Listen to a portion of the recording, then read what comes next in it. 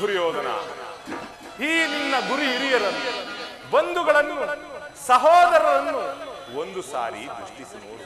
ನಿನ್ನೊಬ್ಬನ ಸಲುವಾಗಿ ಇಡೀ ಕುರುವಂಶವನ್ನೇ ಧ್ವಂಸ ಮಾಡುವೆ. ಪಾಂಡವರು ನಿನ್ನ ತಂದೆಯ ಪ್ರಭುತ್ವವನ್ನು ಅಂಗೀಕರಿಸುವರು, ನಿನ್ನನ್ನು ಯುವರಾಜನೆಂದು ಸನ್ಮಾನಿಸುವರು. ನಿಮ್ಮೆಲ್ಲರ ಸ್ನೇಹ, ಮಮತೆ, ಶಾಂತಿಯ ಹೊರತಾಗಿ ಅವರಿಗೆ ಮತ್ತೇನೂ ಬೇಡ. ಇದು ಅತ್ಯಂತ ಮಹತ್ವವಾದ ವಿಷಯ. ಸಂಧಿಯನ್ನು ನಿರಾಕರಿಸಬೇಡ.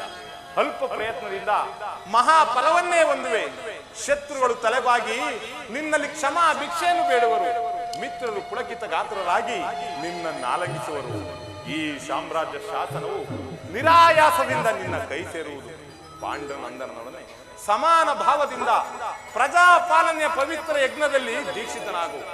ಆಗ ವಿಶ್ವ ಜಗತ್ತಿನಲ್ಲಿ ಅಪ್ರತಿಮೆನಿಸುವೆ. ಮಾನವ ಲೋಕವು ನಿನ್ನನ್ನು ಆದರ್ಶ ನರಪತಿ ಎಂದು ಹೊಗಳುವರು.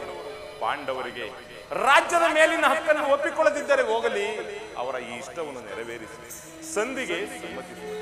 ದಾನವ ವಿಜಯ ಯದುಪತಿಯು ಕೇವಲ ಪಾಂಡವರ ಸಲುವಾಗಿ ಅಲ್ಲ, ಮತ್ತಾರ ಸಲುವಾಗಿ, ನಿಮ್ಮುಗಳ ಸಲುವಾಗಿ, ಮುಂದೊದಗುವ ಭೀಷಣ ಯುದ್ಧದಲ್ಲಿ ಮಾನವ ಕೋಟೆಯನ್ನು ಉತ್ತರಿಸುವ ಸಲುವಾಗಿ ಇಂದು ನಿನ್ನಲ್ಲಿ ಸಂಧಿ ಭಿಕ್ಷೆ ಬೇಡುತ್ತಿರುವೆನು.